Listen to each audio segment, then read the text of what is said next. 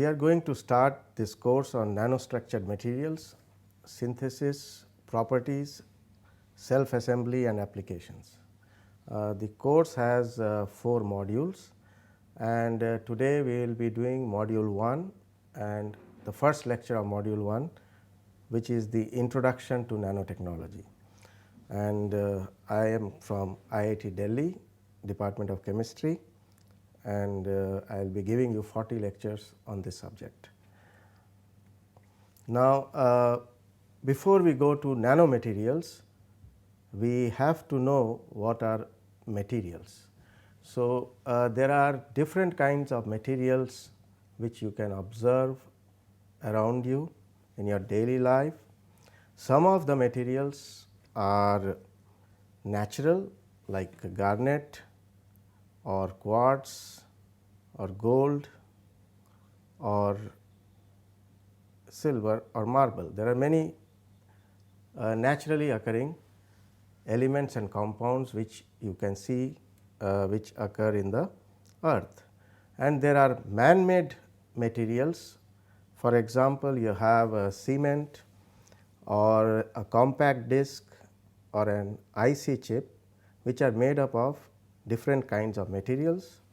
For example, silicon is the material for an IC chip, and you have several interconnects made of silver which connect which make the connections in an IC chip. Apart from that, you can see there are a lot of drug molecules which are used in pharmaceuticals, or dyes and pigments which are used in daily life. These are man-made materials, and most of the materials that we can see with our naked eye has to have a size which is within the dimensions of the visible rays, which is 300 to 600 nanometers. We are using visible rays to see them with our eyes, and we cannot see objects which are smaller than 0.07 millimeters with our human eyes. Now, if you look at these materials more carefully, that is, inside these materials, if we have something by which we can observe objects much smaller than 0.07 millimeters, like using electrons, then we can see that these materials are made of particles or grains which are of the size of 1 to 100 to nanometers to 1000 nanometers, etc., which is like 1 micron or to 10 microns. This is the normal size of grains in any solid which we find around us. However, as you know that our eyes cannot see these small size grains, so we have to use what is called an SEM, which is a scanning electron micrograph through a microscope. And this scanning electron microscope uses electrons which have a wavelength which is correspondingly smaller, much smaller than the wavelength of visible rays, and hence we can see objects which are much smaller. Now, a micron is 1 by 1000 of a millimeter. So, it is much smaller than 1 millimeter, and if you want to observe still smaller objects like atoms in a solid, then you have to use even smaller wavelengths, because the distances in a solid on the atomic scale is of the order of 0.1 to 0.2 nanometers. Typically, in a crystal which is of say 0.1 millimeter in dimension, will have around 10 to the power 21 atoms. So, there are many atoms in a small crystal, and if you want to look at the distance between two atoms, it is of the order of 0.1 to 0.2 nanometers or 1 to 2 angstroms. and for that normally we use X-rays, because X-rays have a wavelength which is of the order of 1 to 2 angstroms. Now, using these X-rays we can observe the structures like diamond or graphite, or we can observe changes in the patterns of the arrangement of atoms like a dislocation, where atoms have moved from their original positions. However, these in between this atomic limit and the micron size limit, which I discussed earlier, which is found, which can be seen using a scanning electron microscope, there is a regime which is the nanoscale, which we are discussing in this course. So, what is this nanoscale? So, to give you an idea of what is this nanoscale, which is of the order of 1 to 100 nanometers, how to understand how small is a nanometer. So, to give you an idea, if you compare the size of a football or a soccer ball with the size of the earth, then you see that the size of the football is around 10 million times smaller. And now, if you compare a nanomaterial like a C60 molecule, which is also called a fullerene, then the C60 molecule is nearly 1 billion times smaller than the size of a football. So, you can now imagine that how small is a nanoparticle if you know how small is the football with respect to the size of the earth. And the fullerene molecule, which is a nanoparticle, is much smaller than the ratio of the earth size to the football as compared to the size of the football to the nanoparticle. Now, nanoscale materials can be seen in many places. For example, you can see in gold, you can make nanoparticles, you can make silver nanoparticles, you can make nano shaped objects like a quantum coral, which is made by having iron atoms on a copper surface as shown here. And you can see a 3-dimensional structure of silicon carbide nanowires in the form of a flower, and the size of these flowers are within a few nanometers. So, you can have artificially made structures which have dimensions close to a nanoparticle, that is in the order of 1 to 100 nanometers. So, that means these particles are very small. If you have to understand nanomaterials, you have to see them using light rays which have wavelength of the order of 0.1 to 1 to 10 nanometers of that order, and that kind of wavelengths you can achieve using electrons. And so, electron microscopy is important, and you can see in these pictures, which are electron micrographs of nanowires of carbon, like carbon nanotubes, which are oriented in some fashion, and these nanowires and nanotubes have very interesting physical, electronic and optical properties. So, nanomaterials which have this small dimension of few nanometers can be in one dimension and the other two dimensions can be large, or it may have this small dimension of nanometer size in two directions, or even in 3 directions. Accordingly, we call them as nano dots or nano plates or nano wires, depending on the dimension of these nanostructures.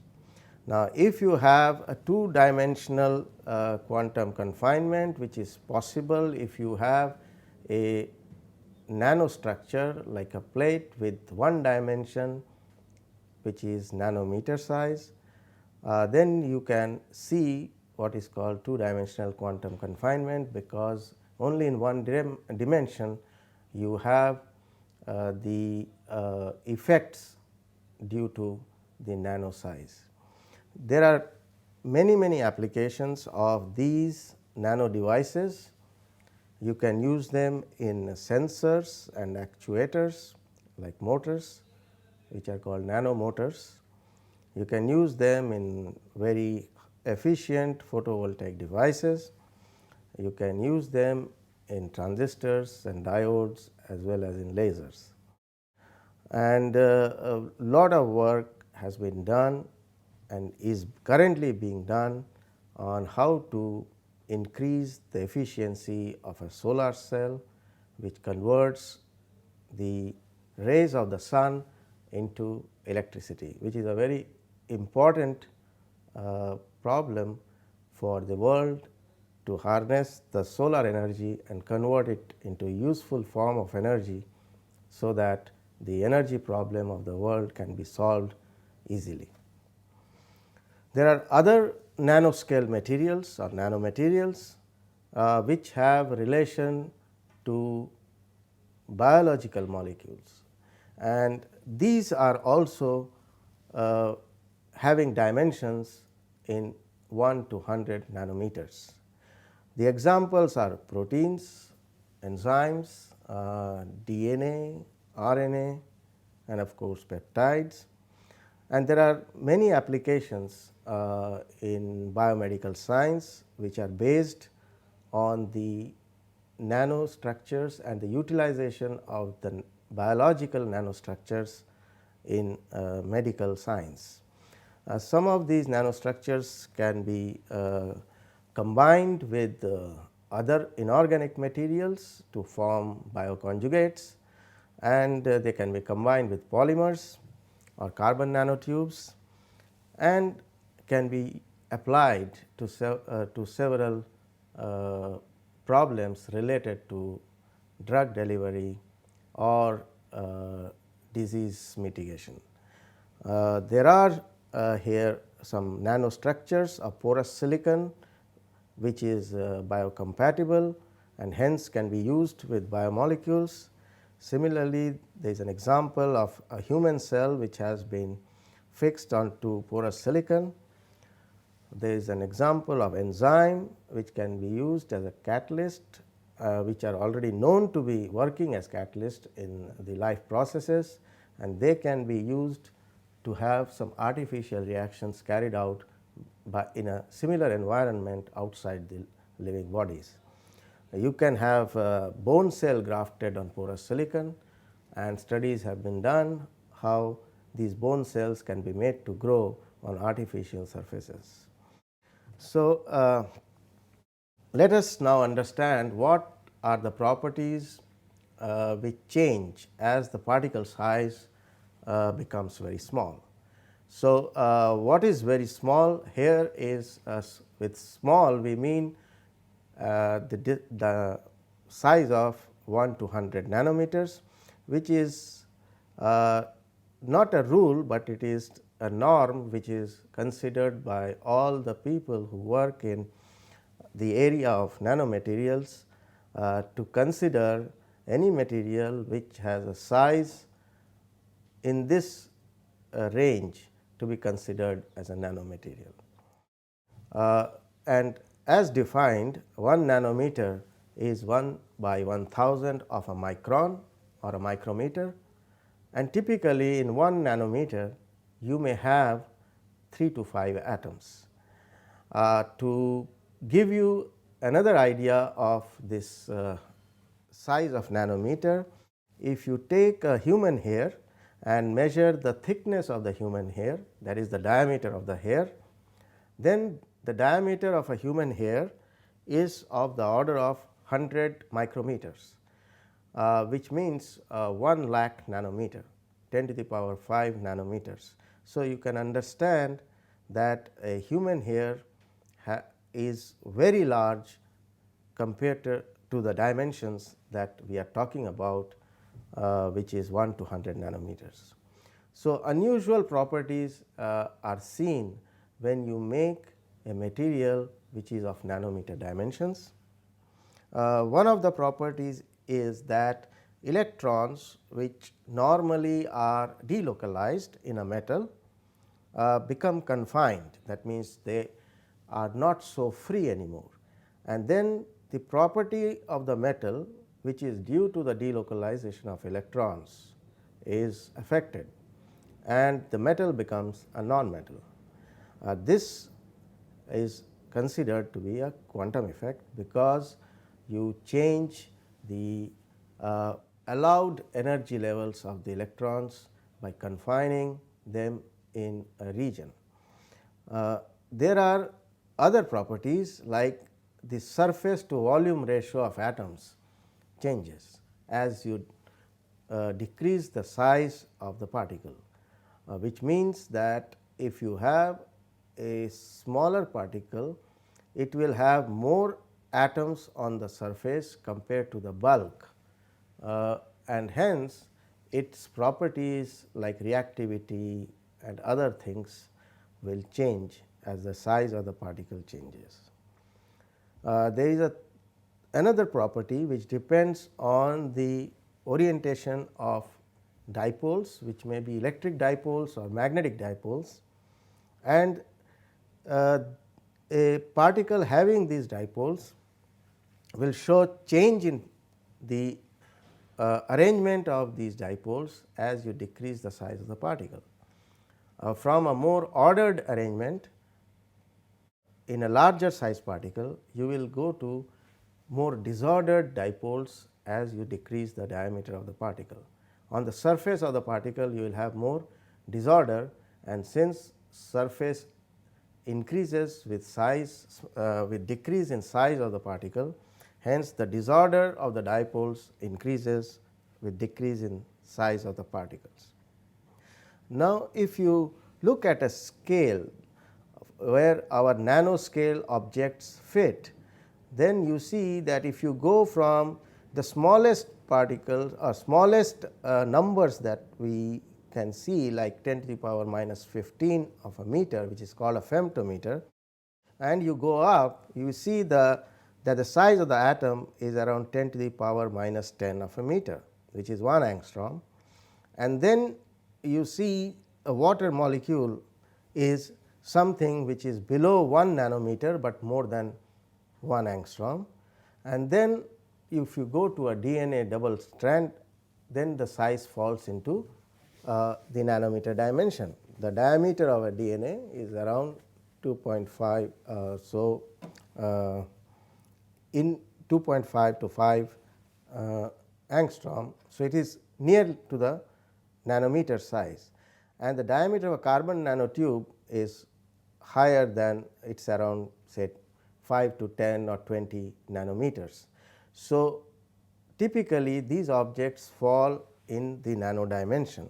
Of course, if you go to larger sized objects like bacteria or RBCs, they are much larger, they are like 200, 300 nanometers to 500 nanometers or micron size.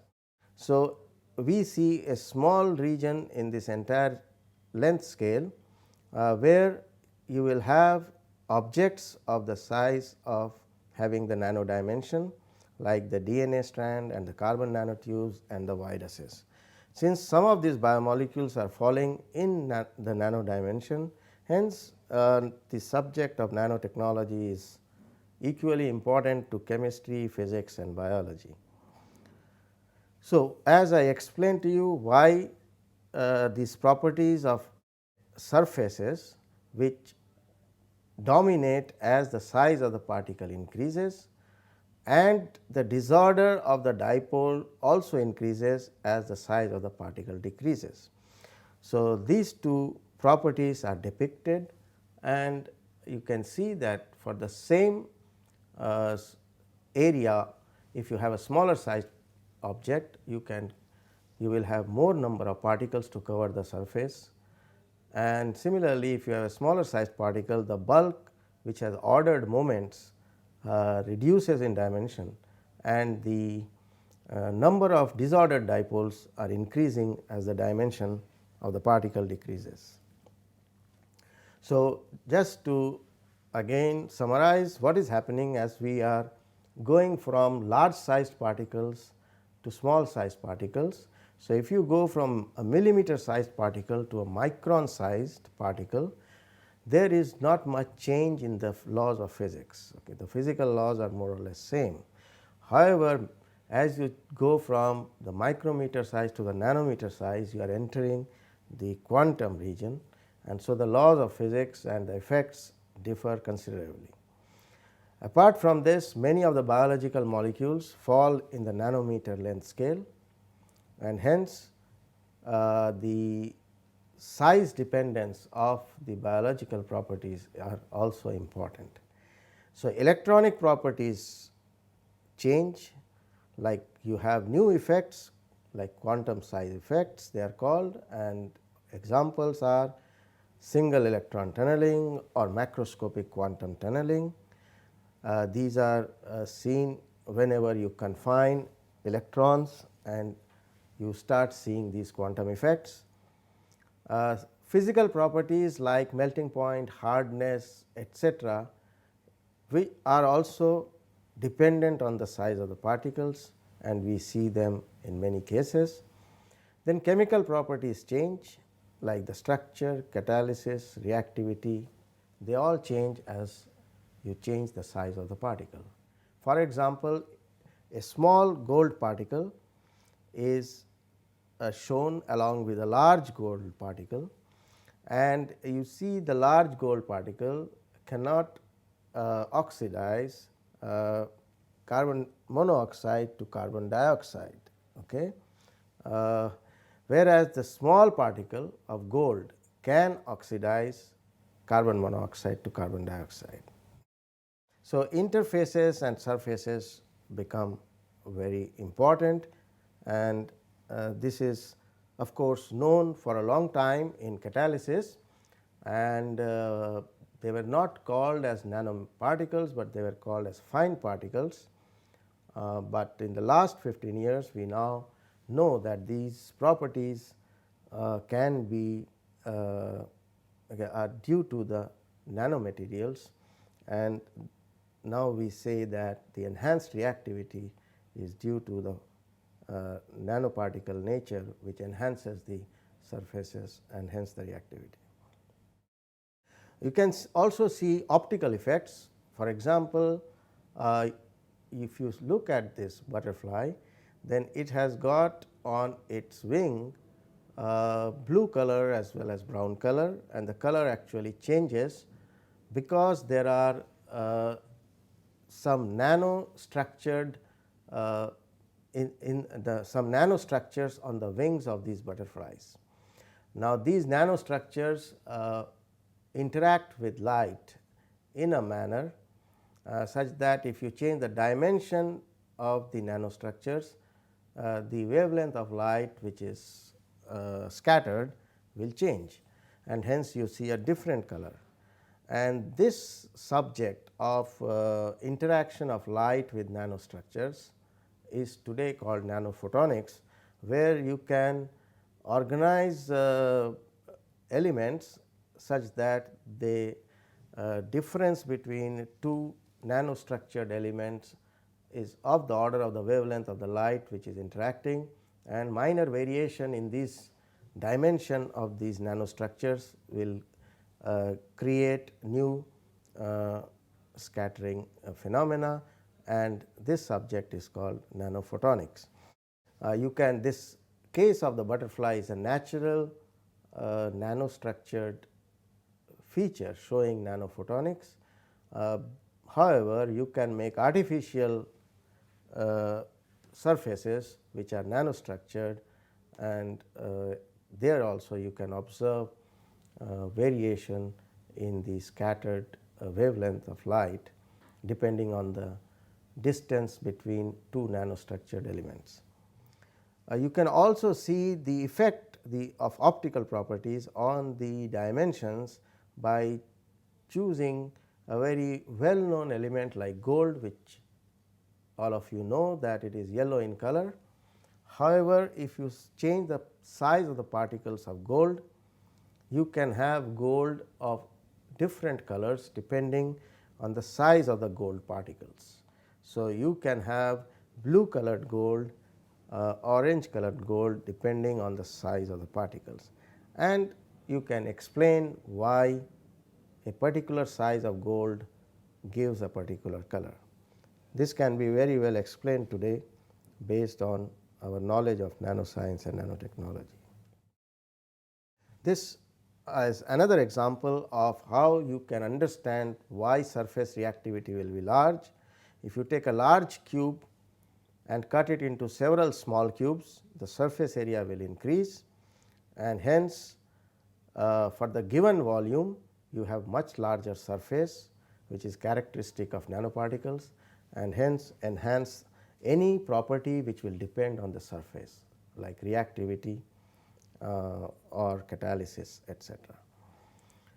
So, the surface area is a very important property for catalysts and for the increasing the reactivity, and there are many other applications in thin films where you use certain nanomaterials to act as thermal barriers to prevent something from getting too much heated, or the wear resistance of materials which are being used rapidly, and these kind of wear resistance of materials can be enhanced by decreasing the size of the particles on the surface. Now, in electronics, the size is very important because you want to make smaller and smaller electronic gadgets, and what we call as the feature size, that is typically an electronic component which you can consider an integrated chip. Its size is of major importance because the more number of chips you can put in 1 square inch of area, you will have larger computational properties, or any feature like memory properties can be enhanced by increasing the feature size, and that means increasing the number of ICs, that means decreasing the feature size will help you in enhancing most of the electronic properties. And as you see, the feature size has decreased from around 10,000 and now in 1970 to it is now close to around 20 or 30 or 40, which is in the nanoscale. Now, this kind of miniaturization, nanoscale miniaturization has advantages because it also reduces the length which an electron has to travel to communicate with different circuits within the same chip. So, between different components, and this also reduces electron scattering, which leads to enhanced heating or resistivity, and overall you get a faster operation of the device. Okay. However, the more miniaturization you need to design more difficult nanostructures, and that normally enhances the cost of the fabrication process, and you have to use much more complicated equipments to design such highly miniaturized devices. Now, to give you a brief history of nanoscience and nanotechnology, nanoscience was known for a long time without any understanding. People have been making small particles which today we know were actually of the size of few nanometers. In ancient Roman times, they used to make particles of cobalt, silver, etc., in solutions and used to mix it to form glasses which had color, and this was known for nearly 2500 years back. People have made such colored glasses. Uh, However, the chemistry or the exact science behind the color in these colored glasses was not known or not understood. Gold is one of the most frequently used colloidal solutions, which has been used in many other applications in those days, and this particular cup which you are seeing has got gold, which is looking red when you are illuminating. That means you have a light inside. So, you are looking at the transmitted light, and that is red in color. However, if you look at the reflected light, that means your light source is outside the cup, then it appears green in color, and this is currently in the London Museum, and it was made many thousands of years back, and it is still retaining its colored properties. So, this unusual property of this glass is basically because there are nanoparticles of gold embedded in the glass, and that gives you the color. So, the color is different depending on whether you are observing transmitted light or reflected light.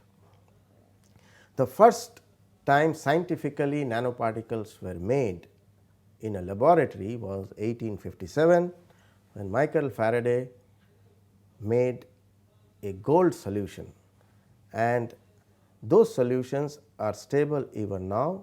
As you can see in these chemical bottles, these are precisely those gold solutions which were made by Michael Faraday in 1857.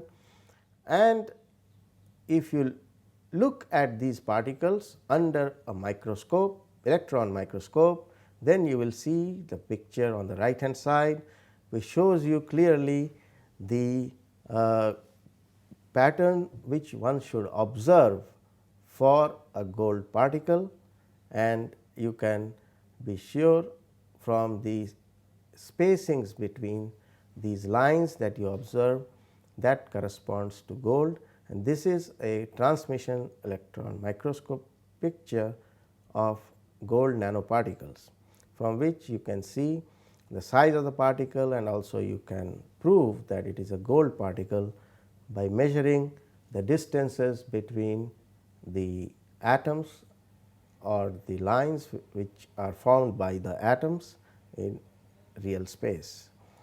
Now, the scientific thrust to nanotechnology was really given by Richard Feynman, who was a physicist and was a very important figure in the development on modern physics, and he gave a lecture in 1959 where he mentioned that a lot has to be understood in the smaller dimensions, and that is when he said that there is plenty of room at the bottom. And this is considered today one of the first time somebody indicated that lot of science and technology is possible in the nano dimension. However, he never mentioned the word nanoscience or nanotechnology in the lecture, but he kind of indicated that the understanding was not there on the properties or applications of particles in that smaller dimension, where we can control atoms and molecules. The next big thrust, and actually the major thrust, came after Eric Drexler, who was a student at MIT, wrote about molecular manufacturing in 1981, and another book called Engines of Creation in 1986, where he put his ideas about molecular machines, nanorobots, and many other machinery which could be designed based on molecules. And that was one of the major thought provoking books which people latched onto and made them reality within 10 years. So, Eric Drexler's books, though fiction, gave the thrust for scientists and engineers to start thinking on really making these molecular machines. And his concept of molecular machine started from a natural molecule, which is the ribosome, and which is there in our body, and it is the working of the ribosome is so efficient, and based on that Eric Drexler wrote the book Engines of Creation, because ribosomes help in making proteins which are very important for living beings. We all the time are making proteins in our body, and ribosomes are one of the key things which stimulate the formation of proteins.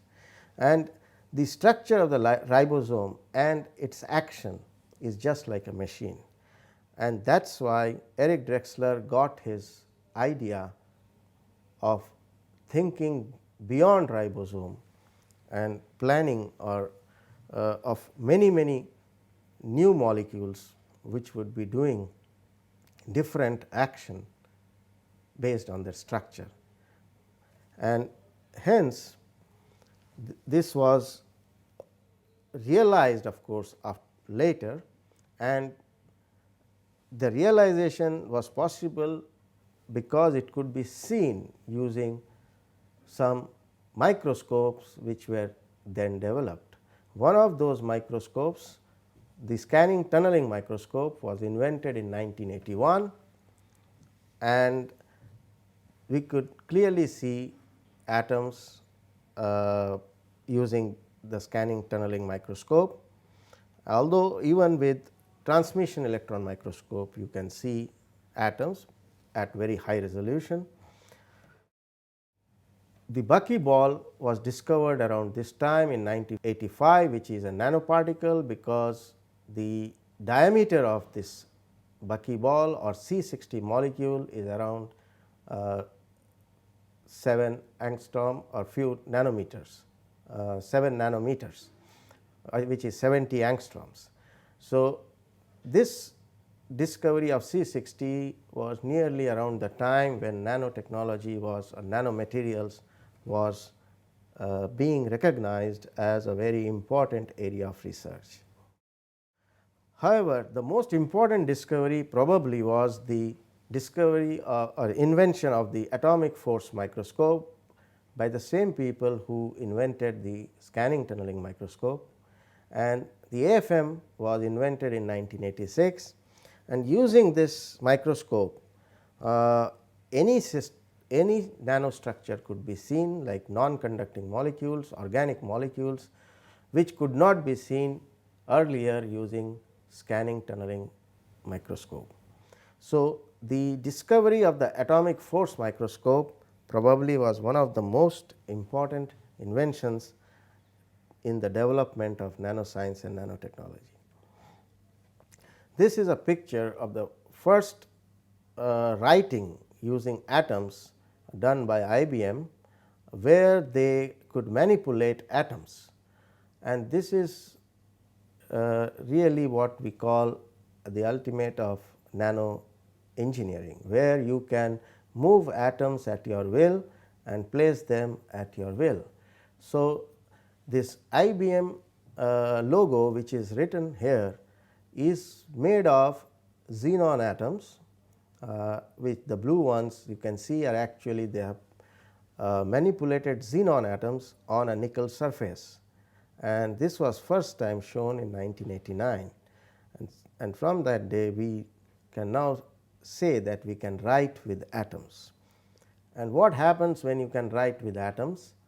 When you write with atoms, you can write many thousands and millions of pages of your book in one page of your notebook today. So, a typical atom has a diameter of around 2 angstrom. So, that is the size of the letter you will have, 2 to 5 angstroms. And so, you can imagine how many letters you can write within one page of your notebook, which is around say 12 centimeters by 12 centimeters. It will be much larger than what you can write with your pen or pencil. And so, that is a very important development, that you can store a lot of information in very small region of space using atoms or molecules, but you have to be able to manipulate these atoms and molecules as if you are writing with atoms and molecules. So, there are several other discoveries around that time. In 1987, the first single electron transistor was created. In 1991, carbon nanotubes were discovered. These are tubes made up only of carbon atoms. The carbon atoms are arranged in as hexagons and pentagons, and these tubes have the diameter of around 3 to 10, 15 nanometers. And these carbon nanotubes were later found to be very important for several applications. You can have semiconductor carbon nanotubes, metallic carbon nanotubes, and branched carbon nanotubes, and hence it was predicted that they would be useful for circuitry in miniature electronic devices. Many countries in the world around that time then launched the nanotechnology program. United States launched the National Nanotechnology Initiative in 2000, and several other nano research centers in the world were established in around 2000 and 2002. Today, what we have done so far is try to give you an introduction to the subject of nanoscience and nanotechnology. We tried to explain what this small size brings about in terms of properties, the variation in electronic properties, a variation in mechanical properties, and variation on properties which depend on surface like catalysis and reactivity. The points that you have to remember is, first, that the nano dimension is typically in the range of 1 to 100 nanometers. Any object or part of an object in this range has some unusual properties. However, it depends on what kind of properties one is looking at. If it is electronic properties, then maybe you have to be in the region of 1 to 10 nanometers.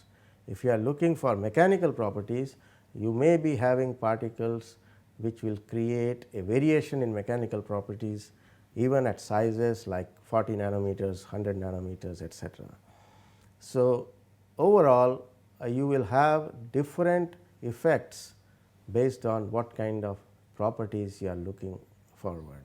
One of the common materials which is a nanomaterial we discussed is based on carbon, the C60 molecule, and the carbon nanotube, which is one dimensional, linear, or it can be curved, it can make Y junctions, and the diameter of these carbon nanotubes of course falls in the nanometer dimension.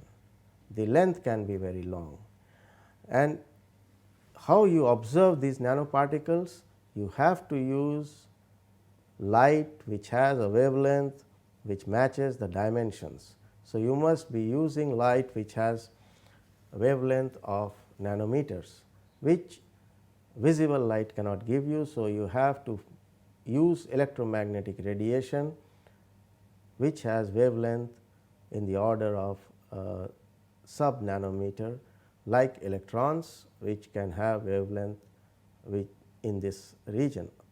You can also use other particles, however, you have to modulate their wavelength accordingly. Typically, the tools we use to study these nanoparticles we discussed today are the electron microscopes and the scanning tunneling microscope and atomic force microscope. So, the TEM, the AFM and STM are the pillars of study of nanoparticles, and using these we can observe even atomic we can have atomic resolution and see distances which are sub nanometer in size. With that, I think we will close the lecture, the first lecture of this module 1, and then we will start with our next lecture next time, and good luck to all of you, and please go ahead and look at what you have learned and try to understand more. Thank you.